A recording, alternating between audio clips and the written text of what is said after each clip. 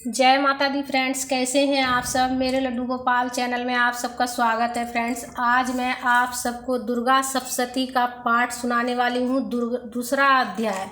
दुर्गा सप्तशती का पाठ पढ़ने और सुनने से माता रानी प्रसन्न होती है फ्रेंड्स, और सभी मनोकामना पूरी होती है।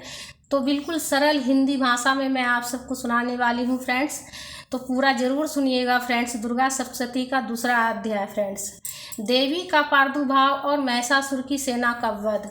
दूसरा अध्याय प्रारंभ हुआ। महर्षि मेधा बोले, एक समय देवताओं और असुरों में पूरे 100 वर्षों तक घोर युद्ध हुआ। उसमें असुरों का स्वामी महिषासुर था और देवराज इंद्र देवताओं के नायक थे। इस युद्ध में देवता परास्त हो गए और इस प्रकार संपूर्ण देवताओं को जीतकर महिषासुर इंद्र बन बैठा। युद्ध के पश्चात हारे हुए देवता प्रजापति श्री ब्रह्मा जी को साथ लेकर भगवान शंकर के पास गए। देवताओं ने अपनी हार का सारा वृत्तांत भगवान श्री विष्णु और शंकर जी को कह सुनाया। देवता कहने लगे, हे प्रभु, महिषासुर सूर्य, इंद्र, अग्नि, वायु, चंद्रमा, यम, वरुण तथा अन्य देवताओं के सब अधिकार छीनकर सबका अधिष्ठाता स्वयं बन बैठा है। उसने सभी देवताओं को स्वर्ग से निकाल दिया है। हम मनुष्यों की तरह पृथ्वी पर विचर रहे हैं। दैत्यों की सारी करतूत हमने आपको सुना दी है और आपकी शरण में आए हैं। आप उनका वध का कोई उपाय कीजिए। देवताओं की बातें सुनकर भगवान श्री विष्णु और शंकर जी को दैत्यों पर बड़ा गुस्सा आया। गुस्से में भरे हुए भगवान विष्णु के मुख से बड़ा भारी तेज निकला और उसी प्रकार के तेज भगवान शंकर, ब्रह्मा और इंद्र आदि दूसरे देवताओं के मुख से भी प्रकट हुए। फिर वह सारा तेज एक जगह मिल गया। वह तेज का पुंज ऐसा दिखता था जैसे कि ज्वालायमान पर्वत हो। एक स्थान पर इकट्ठा होने के पश्चात वह तेज एक देवी के रूप में परिवर्तित हो गई। भगवान शंकर का जो तेज था उससे देवी का मुख प्रकट हुआ। यमराज के तेज से उसके सिर के बाल बने। भगवान श्री विष्णु के तेज से उसकी भुजाएं बनी। चंद्रमा के तेज से दोनों स्तन, इंद्र के तेज से जंघा और पिंडली तथा पृथ्वी की तेज से नितंब भाग बना। ब्रह्मा के तेज से दोनों चरण और सूर्य के तेज से उनकी अंगुलियां पैदा हुई। वसुओं के तेज से हाथों की अंगुलियां एवं कुबेर के तेज से नासिक बनी। संध्या के तेज से उनकी भौमें और वायु के तेज से उसके कान प्रकट हुए थे। इस प्रकार उस देवी का प्रादुर्भाव हुआ। महिषासुर से पराजित देवता उस देवी को देखकर अत्यंत प्रसन्न हुए। भगवान शंकर ने अपनी त्रिशूल से एक त्रिशूल उत्पन्न करके उस देवी को दिया। वरुण ने देवी को शंख भेंट किया। अग्नि ने उसे शक्ति दी तो वायु ने उसे धनुष और बाण दिए। देवराज इंद्र ने अपने वज्र से उत्पन्न करके वज्र दिया और ऐरावत हाथी का एक घंटा उतार कर देवी को भेंट किया। यमराज ने उसे काल दंड में से एक दंड दिया।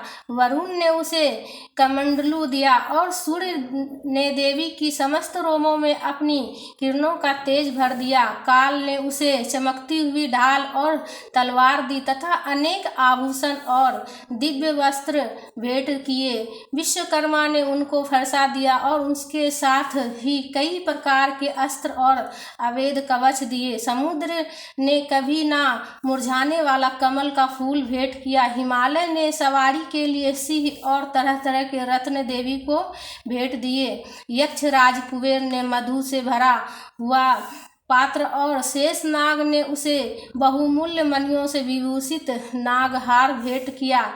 इसी तरह दूसरे देवताओं ने भी उस देवी को आभूषण अस्त्र शस्त्र देकर उनका सम्मान किया। देवताओं द्वारा पूजित उस देवी ने उच्च स्वर से बारंबार गर्जना की। इस भयंकर नाद से आकाश गूंज उठा। उस भयंकर नाद से उसकी पुंज से त्रिलोक्य में हलचल मच गया। समुद्र कांप उठे, पृथ्वी डोलने लगी और पर्वत हिलने लगा। देवताओं ने उस समय प्रसन्न होकर सिंह वाहिनी उस देवी से कहा, हे देवी, तुम्हारी जय हो। महर्षियों ने भक्ति भाव से विनम्र होकर उनकी स्तुति की। यह देख दैत्यगण अपनी सेनाओं के साथ हथियार आदि सजाकर उठ खड़े हुए।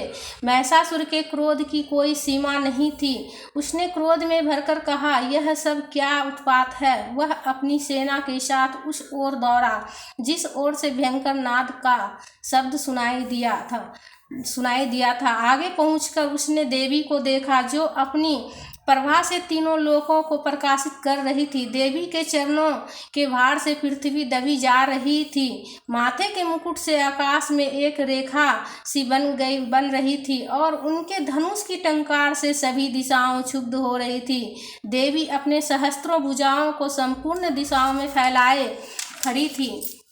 असुर सेना के निकट आने पर देवी का दैत्यों के साथ युद्ध छिड़ गया। कई प्रकार के अस्त्र शस्त्रों से सभी दिशाएं उद्भासित होने लगी। महिषासुर की सेना का सेनापति चिछुर नामक एक महान असुर था। वह आगे बढ़कर देवी के साथ युद्ध करने लगा और दूसरे दैत्यों का चतुरंगी सेना साथ लेकर चामर भी लड़ने लगा। 60,000 महारथियों को साथ लेकर उदर्ग नामक महादैत्य युद्ध करने लगा। महाहनु नामक असुर 1 करोड़ रथियों को साथ लेकर और असुलोमा नामक असुर 5 करोड़ सैनिकों को साथ लेकर युद्ध करने लगा। वासकाल नामक असुर 60 लाख असुरों के साथ युद्ध में आ डटा। विडाल असुर 1 करोड़ रथियों सहित लड़ने को तैयार था। इस सब के अतिरिक्त और भी हजारों असुर हाथियों और घोड़ों पर चढ़कर लड़ने लगी। इन सबके साथ ही महिषासुर करोड़ों रथों, हाथियों और घोड़ों सहित वहां आकर देवी के साथ लड़ने लगा। सभी असुर तोमर, विनिंदवाल, शक्ति, मुसल, खड्गों, फरसों, पट्टियों के साथ रणभूमि में देवी के साथ युद्ध करने लगे। अनेक असुर शक्तियां फेंकने लगे। अन्य असुर तीरों, भालों एवं अन्य शस्त्रों से वार करने लगे। लाखों दैत्य एक साथ तलवारें हाथों में लेकर देवी की ओर दौड़े और उन्हें मार डालने का उद्योग करने लगे। मगर देवी ने क्रोध में भरकर खेल में उनके सब अस्त्र शस्त्रों को काट दिया। यह देखकर ऋषियों और देवताओं ने देवी की स्तुति आरंभ कर दी। देवी प्रसन्न होकर असुरों के शरीरों पर अस्त्र शस्त्रों की वर्षा करती रही। देवी का वाहन सिंह भी क्रोध में भरकर दैत्य सेना में विचरने लगा। युद्ध करती हुई देवी ने क्रोध में भरकर जितने श्वासों को छोड़ा, वे तुरंत ही सैकड़ों हजारों गणों के रूप में परिवर्तित हो गए। वे गण फरसे, विंदीपाल, खड्ग तथा पाटिटस इत्यादि अस्त्रों के साथ दैत्यों से युद्ध करने लगे। देवी की शक्ति से प्रेरित वे गण ढोल, शंख व मृदंग आदि बजा रहे थे। तदंतर देवी ने त्रिशूल, गदा, शक्ति, खड्ग इत्यादि से सहस्त्रों असुरों को मार डाला। कितनों को घंटे की भयंकर आवाज से ही यमलोक पहुंचा दिया। कितने ही असुरों को उसने पास में बांधकर पृथ्वी पर घसीटा। कितनों के अपनी तलवार से टुकड़े टुकड़े कर दिए और कितनों को गदा की चोट से धरती पर सुला दिया। कई दैत्य मुसल की मार से घायल होकर रक्त वावन करने लगे और कई शूल से छाती फट जाने के कारण पृथ्वी पर लेट गए और कितनों की बाण वर्षा से कमर टूट गई। देवताओं को पीड़ा देने वाले दैत्य कट कट कर मरने लगे। कितनों की बाहें अलग हो गई, कितनों की ग्रीवाएं कट गई, कितनों के सिर कटकर दूर भूमि पर लुढ़क गए, कितनों के शरीर बीच में से ही कट गए और कितनों की जांघाएं कट गई और वह पृथ्वी पर गिर पड़े। कितनों के सिरों व पैरों के कटने पर भी दोबारा उठ खड़े हुए और शस्त्र से लेकर देवी से लड़ने लगे।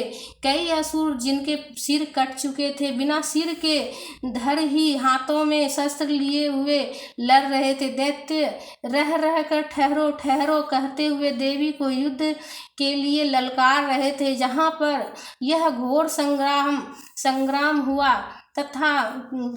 हुआ वहाँ भूमि, रथ, हाथी घोरों और असुरों की लाशों से भर गई थी। वहाँ रुधिर भी नदियाँ बह रही थी। देवी ने असुरों की विशाल सेना को क्षण भर में ही इस तरह से नष्ट कर डाला जैसे काष्ठ के बड़े समूह को अग्नि नष्ट कर डालती है। देवी का सिंह भी गर्दन के बालों को हिलाता हुआ और बड़ा शब्द करता हुआ असुरों के शरीर से मानो उनके प्राणों को ढूंढ रहा था। देवी के गणों ने भी बड़ी संख्या में दैत्यों को मारा। देवताओं ने प्रसन्न होकर आकाश से उन पर पुष्प वर्षा की। इति देवी उत्पत्ति वो महिषासुर सैन्यवध नाम द्वितीय अध्याय समाप्तम। माता रानी की जय। हे माँ, कृपा बनाए रखना माँ। अगर पढ़ने में कुछ भी गलती हो गया हो तो माँ क्षमा करना माँ। तो फ्रेंड्स, इस तरह से दूसरा अध्याय दुर्गा सप्तशती का दूसरा अध्याय समाप्त हुआ फ्रेंड्स। तो फ्रेंड्स, वीडियो में लाइक ज़रूर कीजिएगा और कमेंट में जय माता दी का जयकारा ज़रूर लगाइएगा फ्रेंड्स। और हमारे चैनल पर अगर नए हैं तो सब्सक्राइब ज़रूर कर लीजिएगा। जय माता दी। माता रानी की कृपा आप सब पर बनी रहे। जय माता दी।